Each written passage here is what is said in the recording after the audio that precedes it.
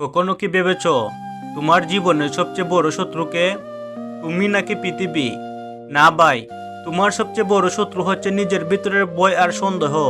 যখন তুমি নিজেই নিজেকে বিশ্বাস করো না, তখন পুরো পৃথিবীও তোমার পাশে থাকলেও কিছু বদলায় না।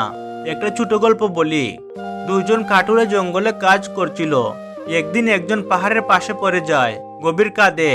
সবাই ভাবে ও বেঁচে থাকবে না, কিন্তু আশ্চর্যের বিষয়, চিৎকার করে সাহায্য চাইছে না, বরং নিজের শক্তিতে ধীরে ধীরে উঠতে থাকে। ঘন্টা দুই পরে সে উপরে উঠে আসে।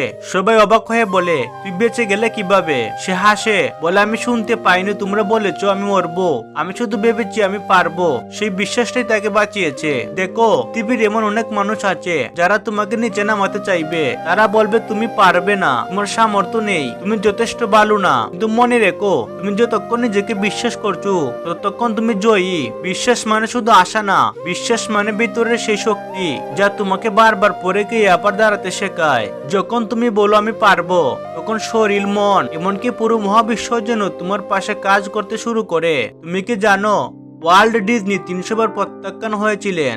জেকে রাউলিং এর হ্যারি পটার বই 12 বার প্রকাশ ফিরিয়ে দিয়েছিল এবং আলবার্ট আইনস্টাইন স্কুল ফেল করছিলেন।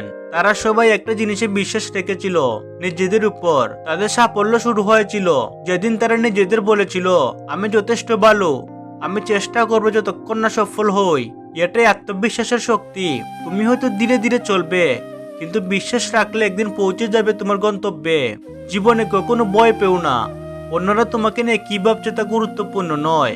গুরুত্বপূর্ণ হলো তুমি নিজের ভিতরে কি ভাবছো নিজেকে নিয়ে। মনে রেখো, যদি তুমি নিজের উপর বিশ্বাস রাখো, তাহলে পাহাড় একদিন তোমার সামনে নত হয়ে যাবে। নিজের উপর বিশ্বাস রাখো, বিশ্ব তোমার উপর বিশ্বাস রাখতে বাধ্য হবে।